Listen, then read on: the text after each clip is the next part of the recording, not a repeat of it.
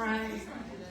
Welcome, everyone, and thank you for coming. This forum is being live streamed on our NEISD Council of PTA's Facebook page. PTA's mission is to make every child's potential a reality by engaging and empowering families and communities to advocate for all children. We applaud you in stepping up as our school board is tasked with ensuring that children receive the finest comprehensive education in a safe and secure learning environment, and stepping up to serve out that mission. The expectation of our audience is to listen respectfully to our moderator and candidates. No clapping, outbursts, or gestures, please. We do encourage you to take pictures of this event and to post them to your social media with the hashtag PTA Votes. I want to note that we did send invitations to both of our candidates, and one candidate did not respond to our invitation. However, it was sent certified mail to them. Now I'd like to introduce our moderator, Bo Carrington, founder of BCA Executive Consultants, a boutique executive coaching firm based in San Antonio. He's a C12 chairman with Central Texas C12 Group. Bo is active with several local and national nonprofit boards. He has graduated 2 daughters from NEISD, and his son is a sophomore within the district now. Bo is a 10-year U.S. Air Force veteran, having served in Desert Shield, Desert Storm, and has been married to Connie for almost 34 years. We're so pleased he could join us today to moderate our forum. I'll now hand it over to him. Thank you, Ms. Westmiller, for that introduction. I want to start by thanking all of you for being here today, in person and also online. Elections matter, and being an informed voter is paramount, and this is one way of doing that, because now you get to hear from the candidates themselves. So that you're all aware, all candidates who officially filed were invited to participate, as Debbie said, and those who indicated that they would participate were provided with the questions ahead of time. Today, we have with us SMD candidate David Byer. David, as for the rules of this forum, we ask that you respond directly to the content matter in the question that's posed. We ask that you not engage with or about other candidates and refrain from referencing other candidates' past statements. We want you to use your time to allow you to present to those that are watching who you are and what you believe and what your views are.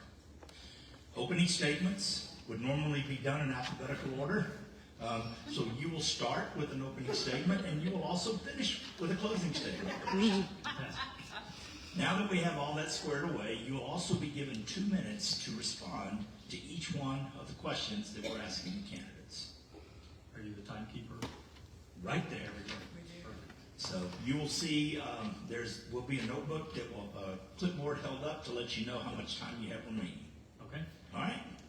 So with that being said, I'd like to give you the floor. You have 2 minutes for an opening statement. All right. Well, thank you very much. Thank you to the Northeast Council of PTAs for inviting me. This is a great forum for everybody to hear what we have to say as candidates, what we think, what we feel. As an incumbent, something a little, the only incumbent in the race, so you get to hear maybe a little different perspective. There's one other incumbent, sorry.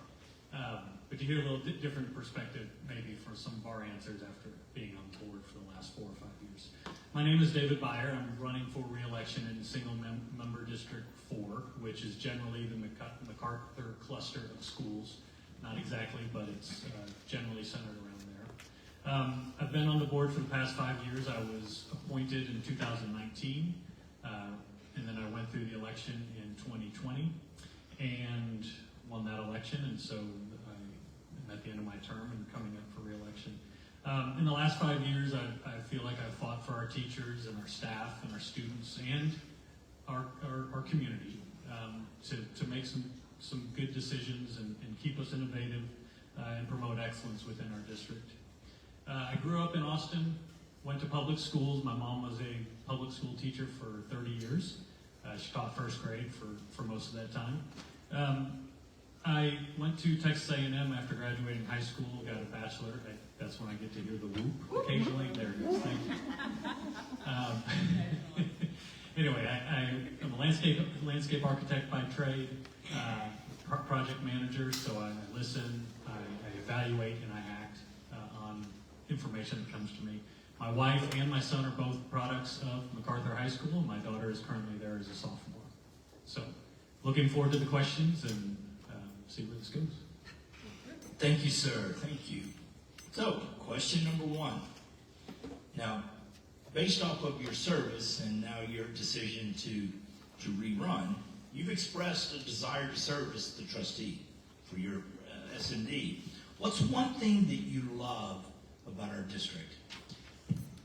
The first thing that comes to my mind when I think about our district is really the community that I've seen since we've been here. We moved here in 2004. My wife grew up here.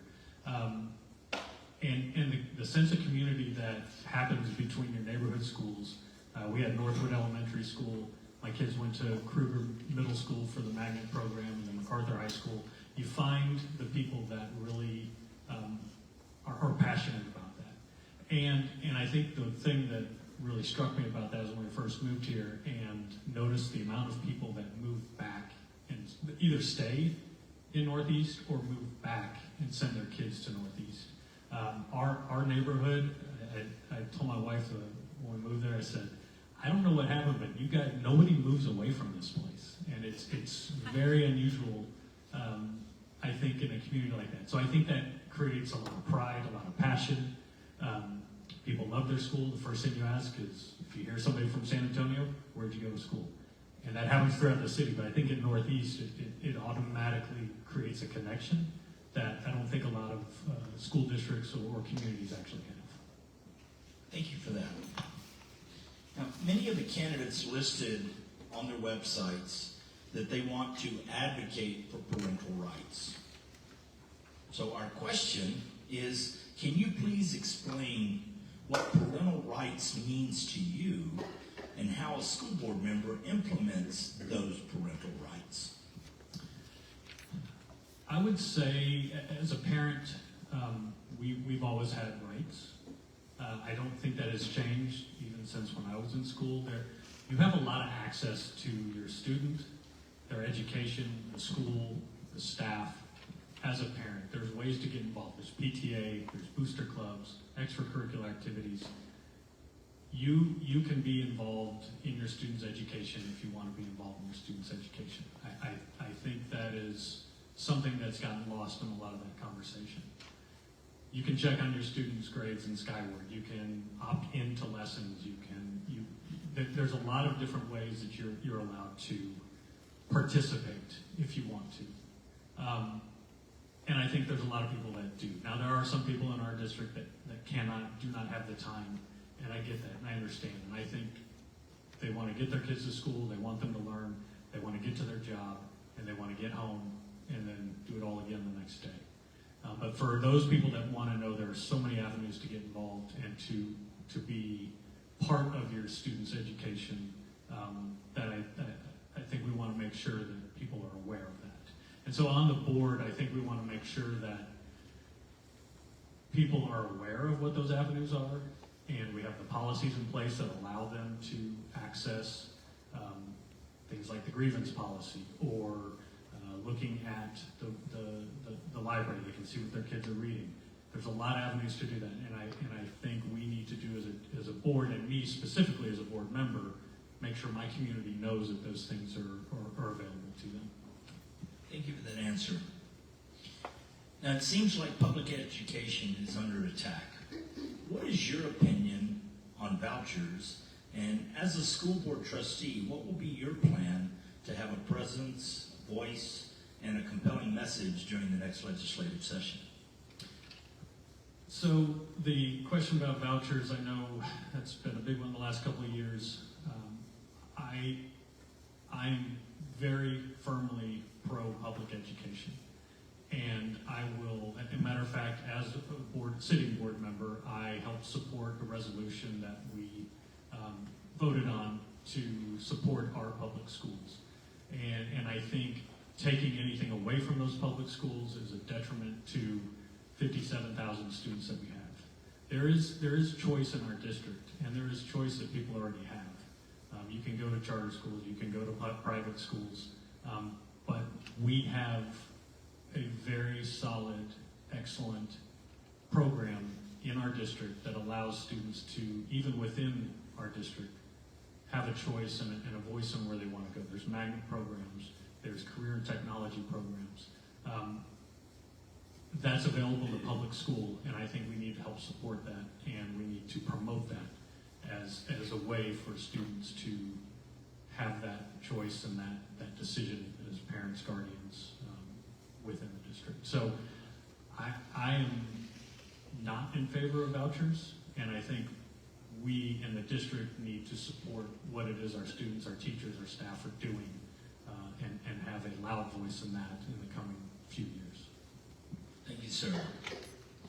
Recent parent concerns have highlighted the need for checks and balances in our school system. The School Health Advisory Council, or SHAC, is one group that assists in ensuring local community values are reflected in health education instruction. Who is ultimately responsible for curriculum content, and do you think groups such as SHAC are a viable part of that process? So first off, the TEA, the state, really sets what the curriculum is, the TEKS that we have to follow, the essential knowledge and skills that our students have to follow. So we really have very limited, we have guardrails in what it is that's going to happen. There are certain things through the SHAC that they provide a recommendation. So it's community voice, it's parent, guardian voice, that allow us to, they do the hard work to really go through the curriculum, understand what's in there, and provide a recommendation. In those instances, yes, that will come to the school board. But again, that's all aligning with what the state sets out for us. So even though we will get recommendations and we'll be able to evaluate that and provide some kind of guidance to the district staff, we're really limited in what it is. We can't go in and necessarily write exactly what the curriculum says. So I think the SHAC, something like that, is very valuable. We also have the campus improvement committees, we have the DEIC, we have a lot of different avenues where people get to see and provide some input on what might be coming. But ultimately, we have to follow some rules and regulations, and we don't have a whole lot of role in setting. Thank you. Now, many of us and many special interest groups have very strong opinions on the education system in Texas. As a school board member, how would you respond to special interest groups who advocate for censorship of existing curriculum and resources perceived by them to conflict with their personal beliefs? So this is kind of, I see this almost similar to the last question, or a tie into the last question, that I think we have to be very careful when there are small groups of individuals and that might be pushing for a specific item within our curriculum or within the schools. Again, we have abilities to opt in on curriculum. We give a lot of flexibility in what our students and our families can experience within this district. And between the TEA and the different committees we have that review curriculum and programs, I think you can make the decision as a family, as a student, as a guardian, as a parent, as to what you're comfortable with. I think we give that opportunity to people, and we just have to do a great job or a better job of making sure they understand that. I don't think everybody necessarily knows about all these avenues that they can take, and so one of the things I would like to do going forward in the next 4 years would be to, at least within my community, provide an avenue through newsletters or town halls or whatever it might be on a regular basis so that people understand what is happening at a board meeting. It seems like it's every other day we have a board meeting, but it ends up being at least once a month, more than likely twice a month. So keeping people informed, I think, is one of those things that can help in that situation where people might have a specific interest, but they might not see the bigger picture. Thank you. Charter schools continue to expand and be built within our district. How do you feel about the expansion of charter schools in our community? And what can NEISD do to retain those students? I think the big thing, I know we've had this charter discussion since I've been on the board 5 years, and I know it started prior to that. I think what we really need to do in NEISD is promote the programs we have. We have, like I mentioned earlier, we have so much opportunity, so many opportunities for students to do dual language, or if they want to do welding, or if they want to get into rocketry, or if they want to get into STEM. I think, and we've done a great job, but we can always do better. It's not a perfect science. But I think getting in there and promoting ourselves, highlighting the programs that we have, making sure that people understand, oh, I can go into an engineering field, or I can go into the dental field. And I think those are the things that charter schools don't necessarily have. We can talk about testing, we can talk about whether kids leave and come back, but I think we can really try to keep the kids we have and make sure we don't lose focus of them, because they're here for a reason and they've chosen to be with us. And continue to advertise and promote the things that are outside of what people think of the normal school, which is reading, writing, arithmetic, science, that kind of thing. So really trying to, I mean, in the educational marketplace, there's a lot of competition, and I think for us to promote our extracurricular activities, promote our programs, and just show the good things that are happening, then we'll get the kids back. Thank you. Now, we see it in the news at the national and state levels. How do you discuss topics where there is strong disagreement and yet remain civil? Said another way, how can the school board work together when trustees have differing opinions? Sure, I think I have a 5-year track record of somebody that is able to give my opinion. I've found my voice in the last 5 years to be able to say what I want to say and ask the questions.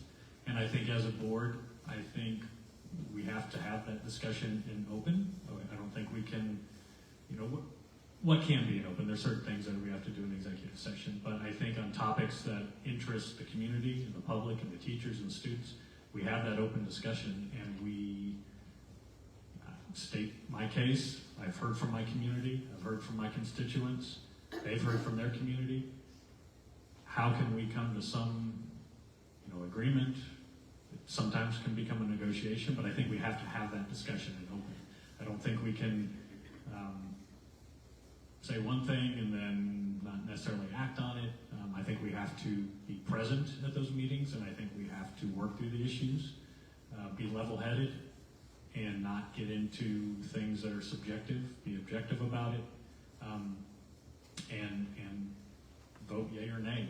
I think unless you have a conflict of interest, you should not be abstaining from votes. I think you need to be able to say what you need to say and take a stand one way or the other.